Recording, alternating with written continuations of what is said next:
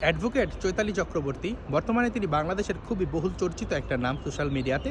তো তিনি মূলত কিছু উগ্র সাংবাদিকের প্রশ্নের প্রেক্ষিতে তার মিডিয়াতে বাইট দেওয়ার সময় একটা দাবি করছে যে তিনি বাংলাদেশের হিন্দু সম্প্রদায়ের জন্য একটা নিরাপদ প্রদেশ গঠন করতে চান। এখন দেখেন তিনি কোন কথার প্রেক্ষিতে বলছে। সাংবাদিকরা বলছে যে এটা 90% মুসলিমদের দেশ, এটা মুসলমানের দেশ, এখানে প্রতিমা তৈরি করতে যাবে না। তো চৈতালি চক্রবর্তী বলছে আমরা নিজেদের জায়গায় দেবোত্তর সম্পত্তিতে নিজেদের অর্থায়নে কেন আমরা প্রতিমা তৈরি করতে পারবো না? কেন আমাদের প্রতিমা নির্মাণ যদি আরেকজনের ধর্মীয় অনুভূতিতে আঘাত লাগে, আপনারা বলতেছেন যেহেতু সেখানে মুসলিম আছে এখানে আমরা প্রতিমা নির্মাণ করে আমাদের ধর্ম পালন করতে পারবো না। আমার ধর্মে তো প্রতিমা নির্মাণ কোনো লুকোচুরির ব্যাপার না, কোনো নিষিদ্ধ কোনো কিছু না। তাহলে সেক্ষেত্রে আমার জায়গায় আমার অর্থায়নে যদি প্রতিমা নির্মাণ সমস্যা হয় সেক্ষেত্রে আমাদেরকে আলাদা প্রদেশ দেন, আমরা বিশ্ব মানবতার কাছে আর্জি জানাই। তখন সাংবাদিকরা বারবার ফোর্স করতেছে যে ভারতীয় সংখ্যালঘু নির্যাতন নিয়ে কথা বলেন না কেন, সেটা আমি ভিডিওর শেষ মুহূর্তে বলতেছি। তো এখন দেখেন এই জিনিসটা কি রাষ্ট্রদ্রোহিতা? ভারতে প্রদেশ সিস্টেম আছে, পাকিস্তানের প্রদেশ সিস্টেম আছে। যারা বলতেছেন যে প্রদেশ সিস্টেম শুধুমাত্র ভারতে আছে, একটু সার্চ করলেই তো হয়। আপনার ইন্দোনেশিয়াতে আছে, ফিলিপাইনে আছে। তো প্রদেশ সিস্টেম বিভিন্ন জায়গায় থাকে, এটা একটা স্ট্রাকচারাল সিস্টেম। প্রদেশের সব কিছু দায়িত্ব দেশের মূল সরকারের হাতেই থাকে। প্রথমত ব্যাপারটাকে অপোজ করছি, কারণ তিনি যেই জায়গায় বলছে সেই জায়গাটা কোনো পলিটিক্যাল আন্দোলন ছিল না, সেটা ছিল ভগবান শ্রী রামচন্দ্রের প্রতিকৃতিতে যারা জোতা নিক্ষেপ করছে সেসব জঙ্গি সন্ত্রাসীদের আইনের আওতায় আনার জন্য আন্দোলন ছিল। দুঃখের বিষয় যে প্রায় আজকে 10-12 দিন হয়ে গেছে প্রকাশ্য জনসভায় লাইভে ইসলামিক নেতৃবৃন্দের উপস্থিত থাকাকালীন সময় সাধারণ মুসলিমরা ভগবান শ্রী রামচন্দ্রের প্রতিকৃতিতে জোতা নিক্ষেপ করলো, এখনো ধরতে পারে নাই। সেটা নিয়ে আন্দোলন করলে আবার বলা হয় এটা নাকি হিন্দুত্ববাদের এজেন্ডা। তো আমাদের সেই জায়গাটা ছিল শুধুমাত্র প্রতিবাদ আন্দোলনের জন্য, পলিটিক্যাল ছিল না, এবং একটা স্যাবোটেজের আশঙ্কা করে আমরা এই বক্তব্যটাকে অপোজ করছি।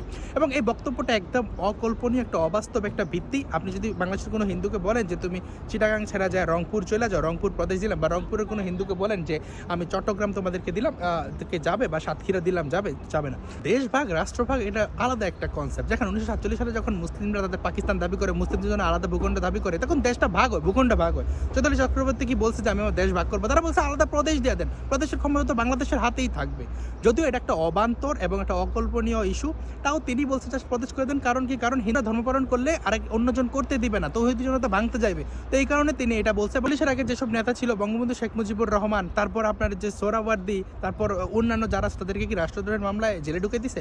এটা একটা ডেমোক্রেটিক ওয়ে, মানুষ তার ক্ষোভের উদ্গীরণ করছে। চৈতালি চক্রবর্তী জাস্ট আবেগী হয়ে তার ক্ষোভ প্রকাশ করছে, কারণ তার মর্যাদা পুরুষোত্তম ভগবান শ্রী রামচন্দ্রের ছবিতে একদম জোতা নিক্ষেপ করছে, তার ধর্মীয় প্রতিমা নির্মাণ করে দিতে চাইতেছে না। কিন্তু সে হিন্দু, এই কারণে তাকে নানানভাবে ফাঁসাইতে হবে।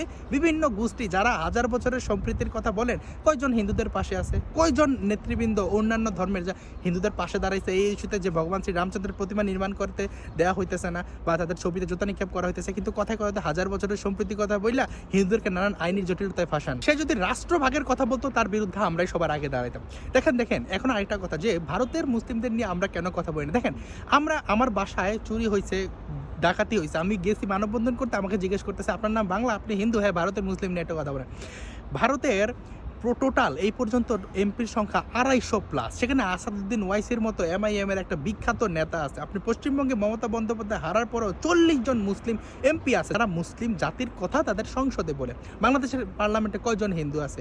গয়েশ্বরচন্দ্র রায়, নিতাই রায়, এরা কি হিন্দু? দেখেন ভগবান শ্রী রামচন্দ্রের ছবিতে জুতা মারা হয়েছে, এটা নাকি কোনো কথা বলছে এই পর্যন্ত? তারা কিভাবে হিন্দু? এখানে ভারতের আলাদা সংখ্যালঘু মন্ত্রণালয় আছে, সংখ্যালঘু কমিশন আছে, সংখ্যালঘু ডেভেলপমেন্ট বোর্ড আছে, যেখানে শুধুমাত্র মাদ্রাসা বোর্ডের শিক্ষার জন্য পশ্চিমবঙ্গে 5600 কোটি টাকা বরাদ্দ দেওয়া হয়, যেটা উত্তরবঙ্গের বাজেটের থেকে বেশি। সেখানে বাংলাদেশের হিন্দু হিসেবে আমি যেখানে নির্যাতিত নিষ্পেষিত, আমি ভারতের মুসলিমদের নিয়ে কথা বলতে হবে? এটা কোন ধরনের কথা যে আমি আমার দেশে নির্যাতিত, আমার প্রতিমা নির্মাণ করতে দেয় না, আমি কথা বলতে হলে ভারত দিয়ে ডাকতে হবে? আমরা কি ভারত থেকে আসছি? এই যে রক্তাক্ত শারদে ইকবাল কোরআন রাইখা সেখানে কয়েকজন হিন্দুকে হত্যা করলো তৌহিদি জনতা, তখন কি ভারতের পার্লামেন্টে মুসলিম এমপিরা দাঁড়ায় বলছে? তো এটা কোন ধরনের কথা?